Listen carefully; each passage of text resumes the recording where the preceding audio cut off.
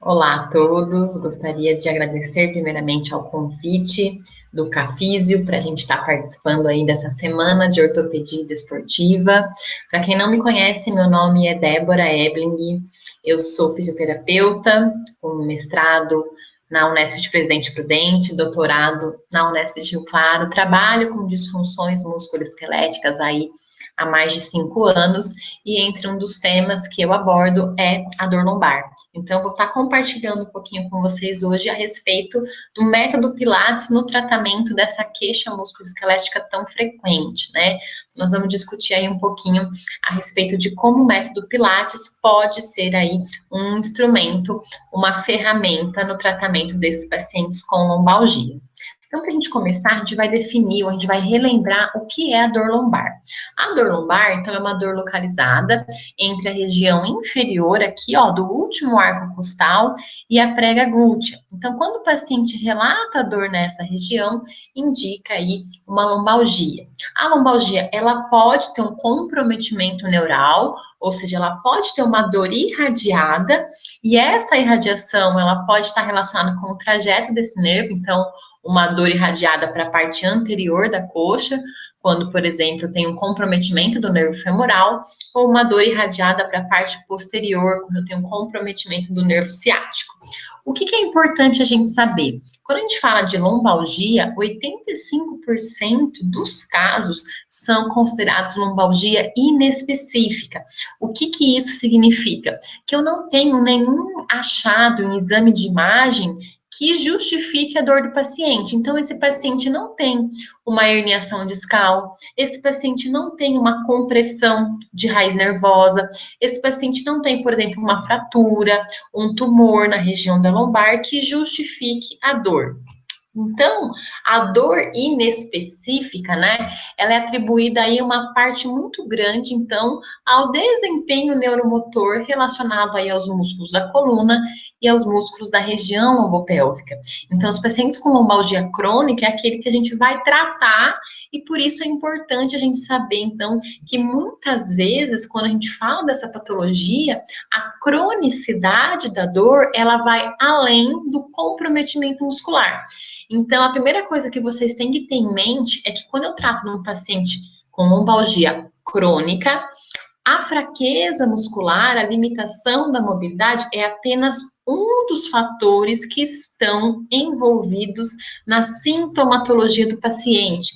Então, a dor lombar, atualmente, a gente sabe que ela é um campo muito mais amplo do que simplesmente uma fraqueza da musculatura que estabiliza o tronco. E a gente vai aprender um pouquinho mais sobre isso ao longo dessa aula. Então, quando eu vou falar de dor lombar, o nosso foco hoje é uma dor lombar crônica, quer dizer que é aquela dor que persiste por mais de 12 semanas, né? Então, vocês já aprenderam aí um pouquinho sobre a dor lombar aguda, né? A dor lombar subaguda, ela é um meio termo, então, de 4 a 12 semanas, e a dor lombar crônica é aquela que dura aí pelo menos 3 meses, né? Então, é aquele paciente que acaba tendo uma cronificação dos sintomas. Primeira coisa que a gente tem que ter em mente quando eu falo de classificação por duração da dor. Quanto mais precoce for a dor do paciente, melhores os resultados das intervenções fisioterapêuticas, né? Então, se o paciente procurasse a fisioterapia, o tratamento já nos primeiros sintomas de dor, possivelmente esse paciente não ia cronificar, né? Então, os pacientes que cronificam, os pacientes com lombalgia crônica, apresentam aí um prognóstico um pouco mais desfavorável se a gente comparar com os pacientes que apresentam uma lombalgia aguda. O que é importante? A dor lombar, ela não se resume simplesmente a ser mais de 12 semanas, né? A gente estaria sendo muito minimalista se a gente classificasse a dor lombar crônica simplesmente pelo tempo. É importante a gente saber a recorrência dessa dor. Então, olha, faz mais de 3 meses, faz mais de 6 meses, ou faz anos que eu tenho essa dor. Só que como que é o comportamento dessa dor, né? Essa dor é aquela dor que aparece todos os dias? É a dor que aparece quando eu faço uma atividade mais extenuante, né? Então, é a dor que vem acompanhada quando eu passo por um estresse emocional muito forte? Então, qual que é a recorrência dessa dor, né? Além disso, você já fez um tratamento para essa dor, né? O tratamento você achou eficaz? Quais são as crenças que você possui a respeito da sua dor?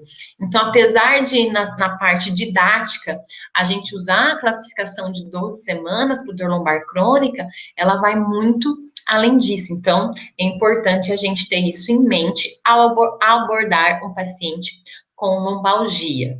Bom, mas por que que a dor lombar ela é tão importante, ela é tão falada, ela é tão estudada assim? Porque, olha só, 40% dos pacientes com dor aguda não conseguem se recuperar. Ou seja, de todo mundo que tem um episódio de dor, 40% vai cronificar. E esse número, esse 40%, é um número muito expressivo, é muito significativo. E desses 40%, olha só, apenas 40% vão se recuperar nos próximos 3 meses. Ou seja, uma porcentagem de 60% desses pacientes, eles vão permanecer com os sintomas de dor lombar. E qual que é o problema disso? Se eu permaneço com a dor, se eu permaneço com o sintoma, eu vou sobrecarregar tanto o sistema público de saúde como o sistema privado. Porque esse paciente vai precisar passar várias vezes no médico, esse paciente vai querer fazer exames de imagem para saber o que tem na coluna dele, esse paciente vai se afastar do trabalho por conta da dor, né, por desenvolver uma incapacidade, e esse paciente vai precisar aí de medicamentos como anti-inflamatórios e analgésicos. Então, quando eu penso que o meu paciente não está se recuperando num curto período de tempo, essa cronificação, ela tem um impacto direto nos custos financeiros, tanto do sistema público quanto do sistema privado.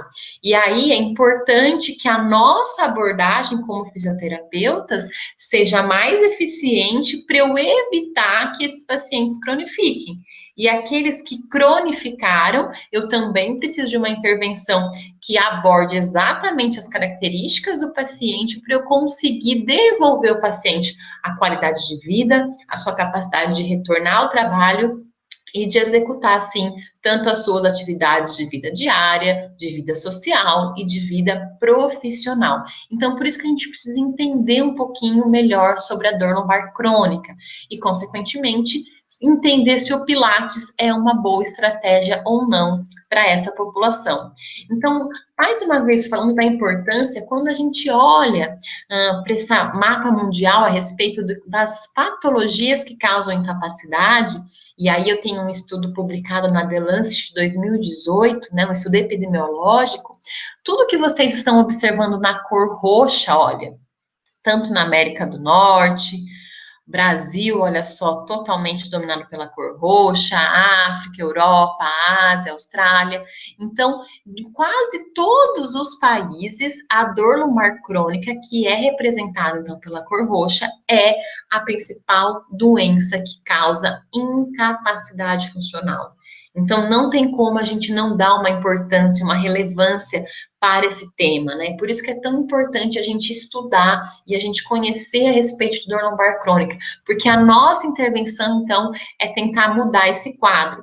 A dor lombar acaba perdendo aí para algumas doenças depressivas e algumas doenças do sistema cardiorrespiratório. Então, a dor lombar é a disfunção musculoesquelética que mais causa incapacidade em todo mundo, né? E nós, fisioterapeutas, profissionais do movimento, nós temos que ter aí todas as ferramentas, todo o conhecimento possível para tratar esse paciente, para que ele não se encaixe nesse quadro de incapacidade funcional. Então, o que é a literatura? Quais são as evidências científicas para a abordagem desse tratamento? Primeira coisa é a terapia por exercícios, tá? Então, não existe aí recomendações para os pacientes com dor lombar crônica fazer algum tipo de cirurgia. O tratamento ele é conservador, ele é um tratamento ativo, ou seja, esse paciente precisa fazer exercício, ele precisa se movimentar, ele precisa melhorar a sua mobilidade, né? E aí, dentro da área da fisioterapia, nós temos diversas modalidades de exercícios que conseguem aí se englobar, se encaixar nessa estratégia de melhorar a resistência, melhorar a mobilidade, melhorar o controle neuromotor desses pacientes. E um dos métodos que vai ser o estudado hoje, que vai ser o nosso foco, é o método Pilates, né? Então, o método Pilates, ele tem aí uma fama muito grande de ser um bom exercício para pacientes com lombalgia. Então, vamos entender um pouquinho sobre esse método. O método Pilates, ele foi desenvolvido por Joseph Pilates em 1920. Então, é uma modalidade de exercício extremamente antiga, né? E quais são os princípios que regem esse método? Primeiro, que é considerado aí o principal princípio do método Pilates para a lombalgia, é o princípio do centrando.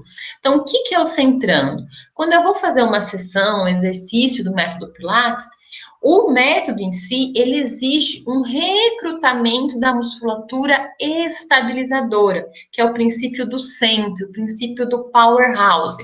Então, por exemplo, aqui no caso da imagem, o paciente está fazendo um exercício, porém, previamente à execução do exercício, eu vou pedir para quê? Para ela contrair o músculo transverso do abdômen. Então, é aquele famoso, eu falar para o paciente, leva um umbigo nas costas, né? Faz de conta que você vai colocar uma calça jeans apertada. Por quê? Quando a gente acaba murchando a barriga, né? Levando o umbigo em direção às costas, a gente acaba contraindo toda essa musculatura que está ao redor na nossa coluna lombar, tornando essa coluna mais estável. E aí eu consigo fazer um exercício com menor sobrecarga.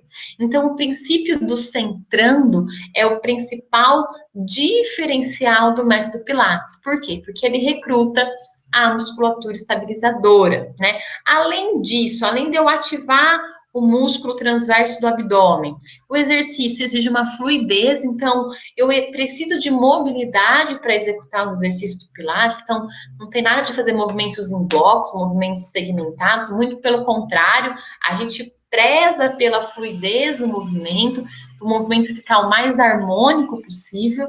Além disso, os exercícios eles são associados com a respiração do paciente, né? Então a gente sabe que durante a expiração eu tenho também esse recrutamento da musculatura, a expiração ajuda a manter a estabilidade, então eu vou fazer os movimentos associados à expiração do paciente e o retorno do movimento na inspiração. Além disso, existe precisão, né? Então, são movimentos aí delicados, são movimentos fluidos e são movimentos precisos na execução da técnica.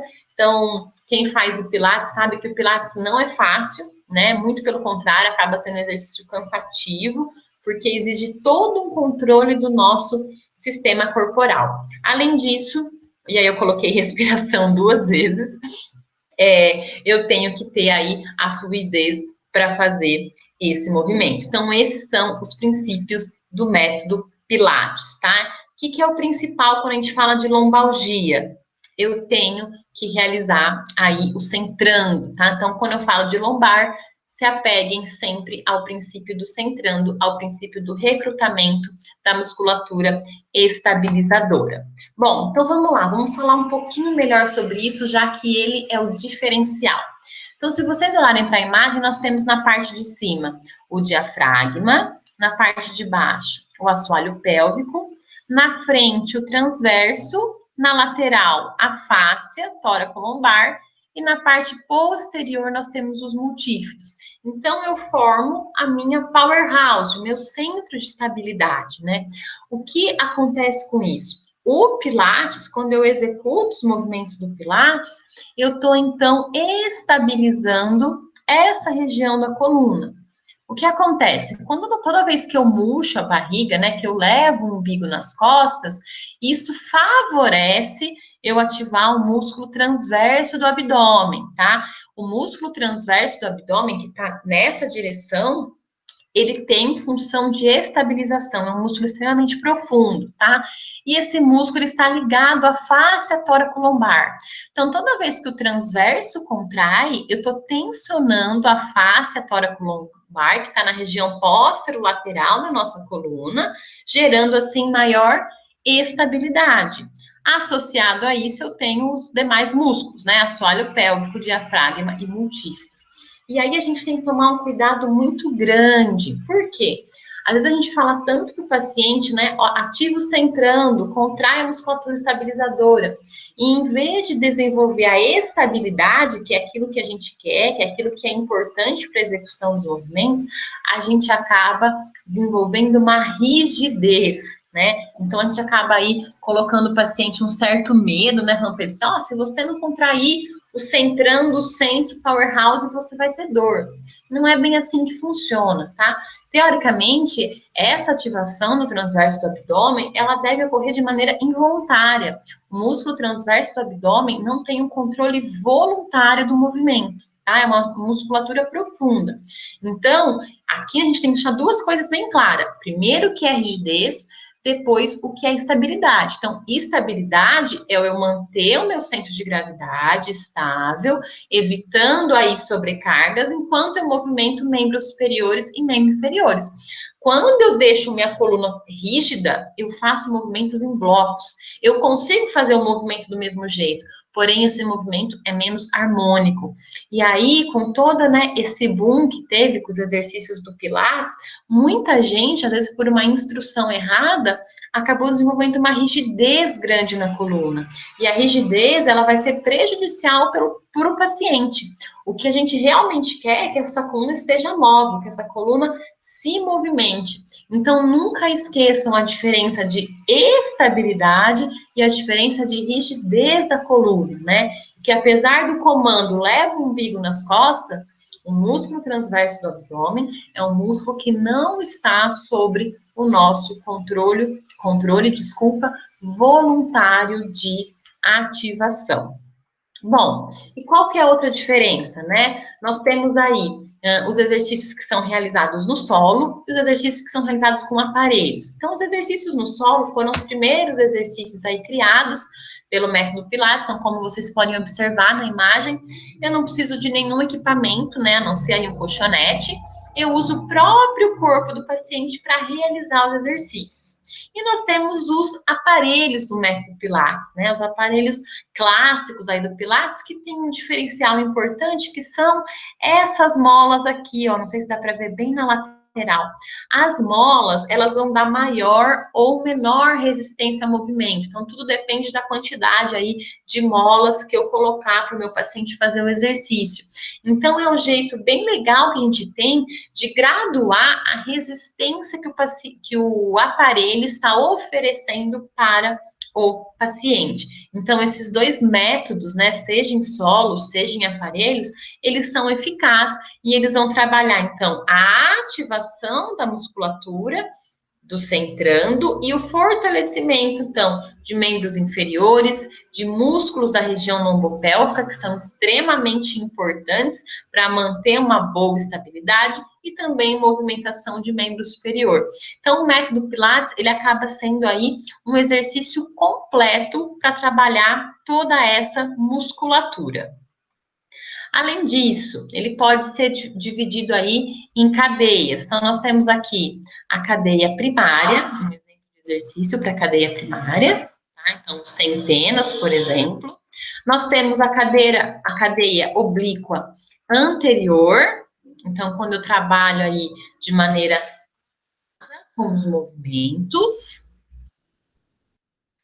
Nós temos também a cadeia oblíqua posterior, então agora o enfoque é dado com uma ênfase maior na musculatura posterior do tronco, posterior do membro inferior. Então, são grandes grupos musculares importantes para estabilização tanto da região pélvica quanto da região lombar. E nós temos também a cadeia lateral, né?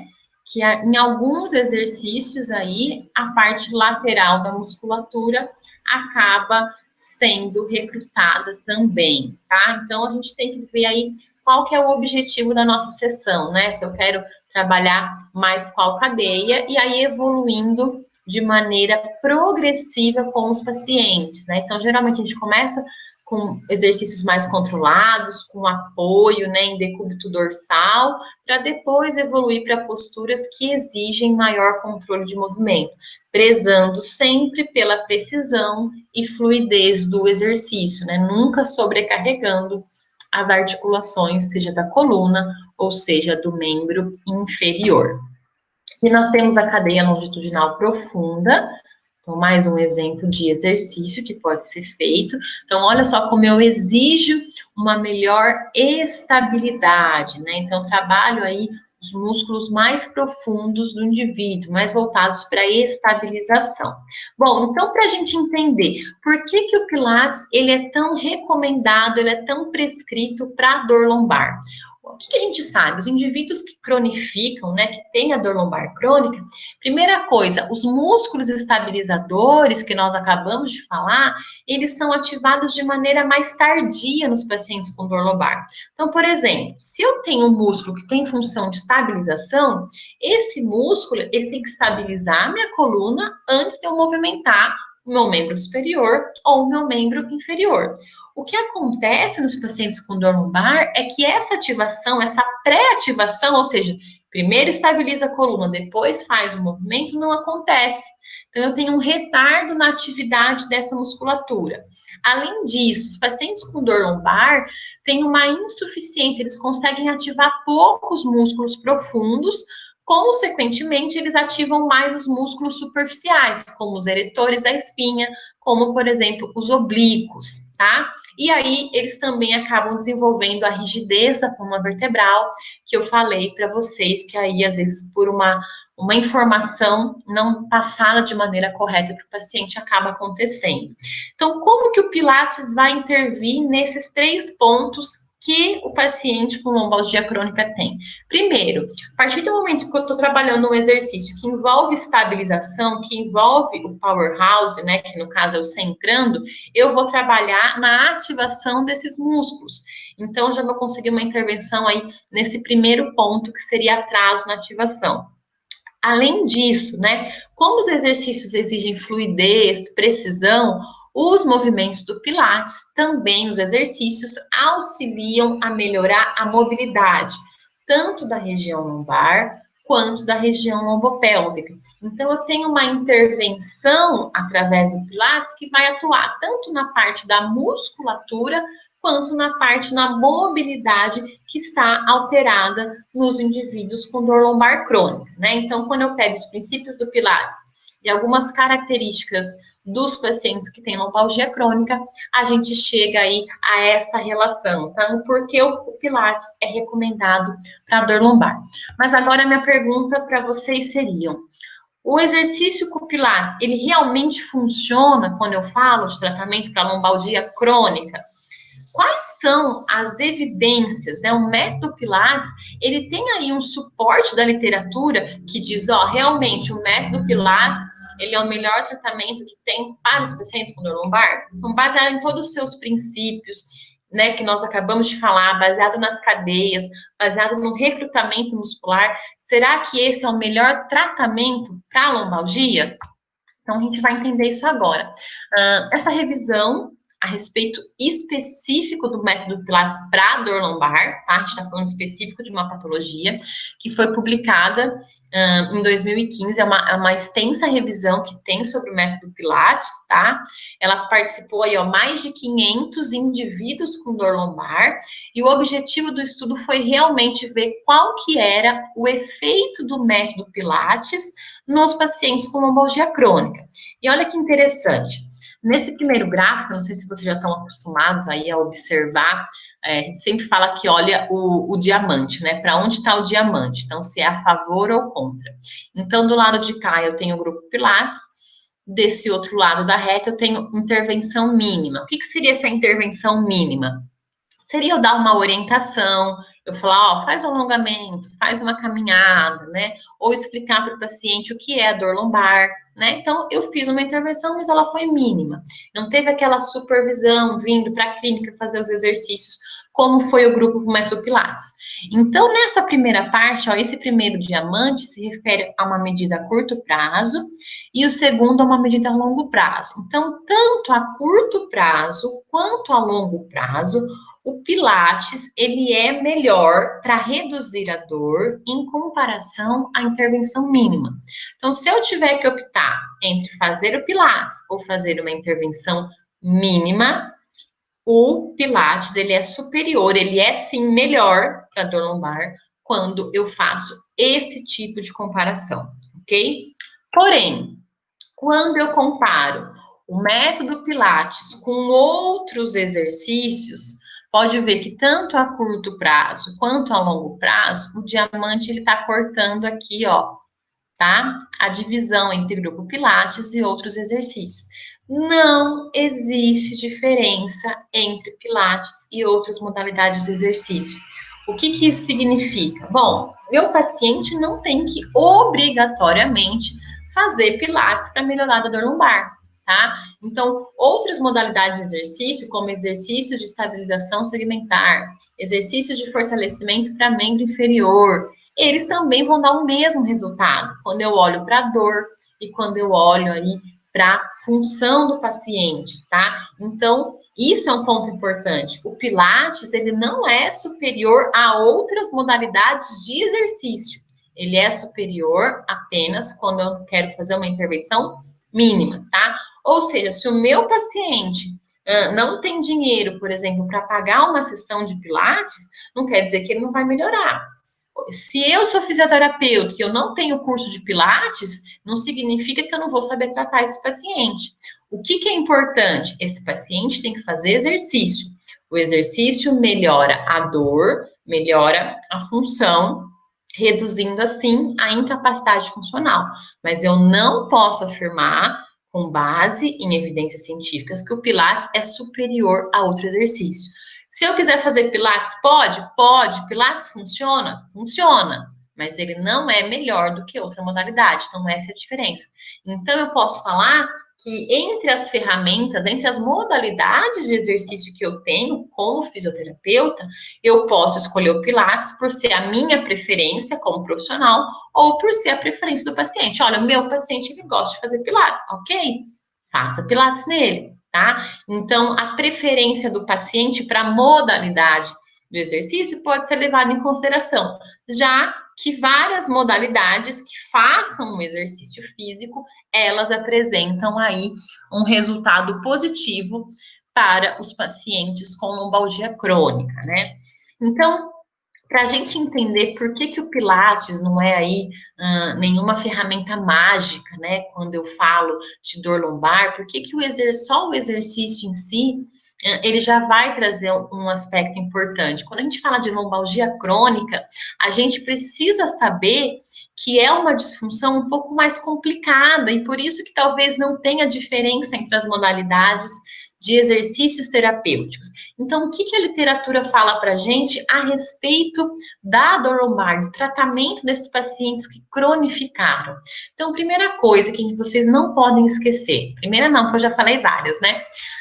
Outra coisa que vocês não podem esquecer é que a dor, quando é crônica, diferente lá da dor aguda, ela é um modelo biopsicossocial, ou seja, quando meu paciente cronifica, passa 12 semanas, mais 12, e essa dor não melhora, eu tenho vários fatores que estão influenciando na sintomatologia desse paciente. Eu tenho fatores biológicos, então, relacionados ao tecido, como, por exemplo, a diminuição da mobilidade, como, por exemplo, a redução de força e resistência muscular, a rigidez que nós falamos, tudo isso influencia. Porém, não é só isso. Eu tenho também fatores sociais.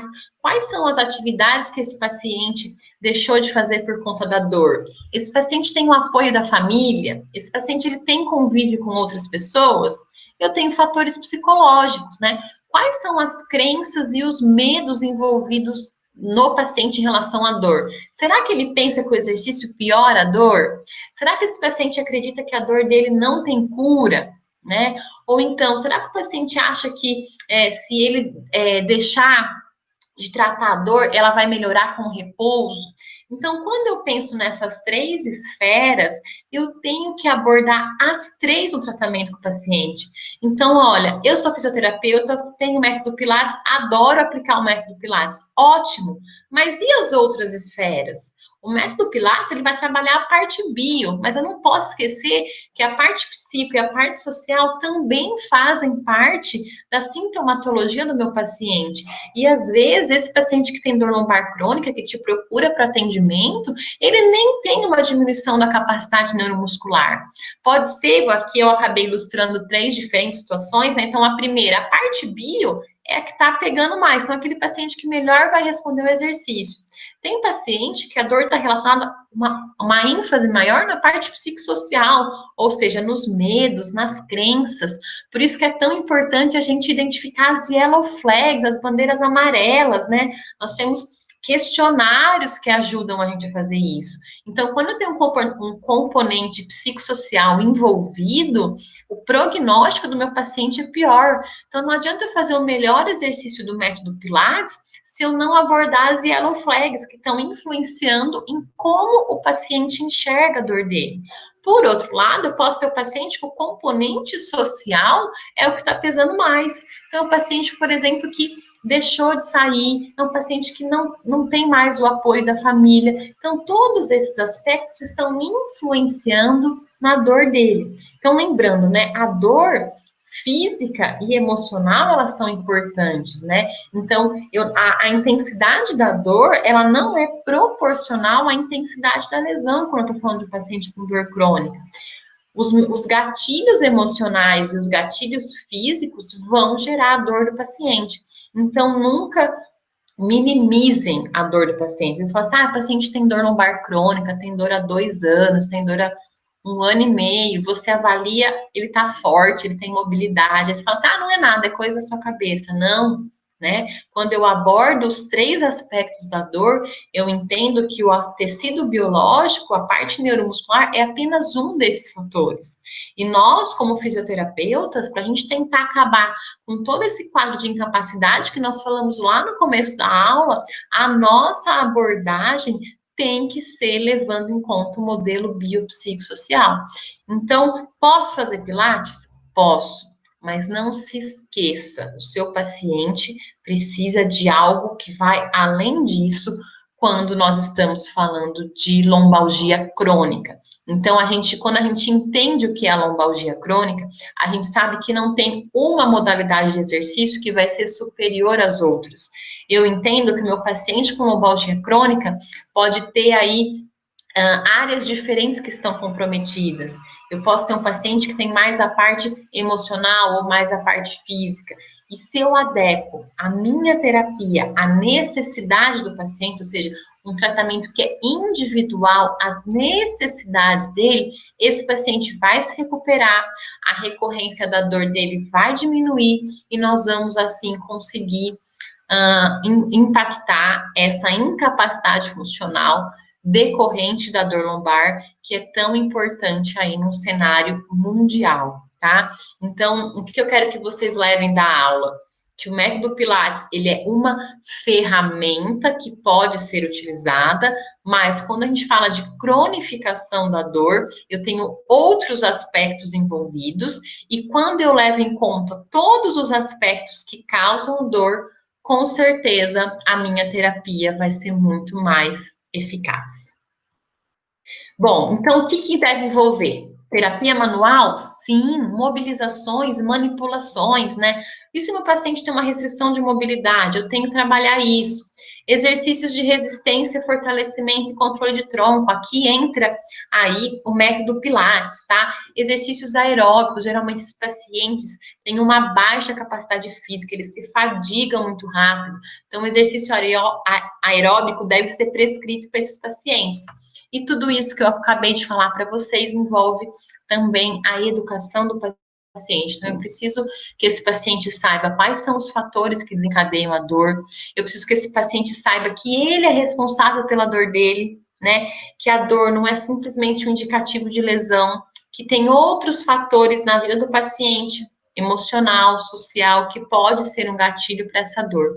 Então, quando eu faço esse tratamento completo, né, como eu falei, individualizado, mais a educação do paciente, que é todo esse ensinamento, toda essa conversa, toda essa mudança de hábito, quebrando aí os medos e as crenças que o paciente tem erradas a respeito da dor lombar, a gente consegue aí um sucesso na nossa terapia, tá? Então, não se esqueçam, eu preciso trabalhar de acordo com a necessidade do paciente e sempre, gente, sempre envolvendo educação do paciente.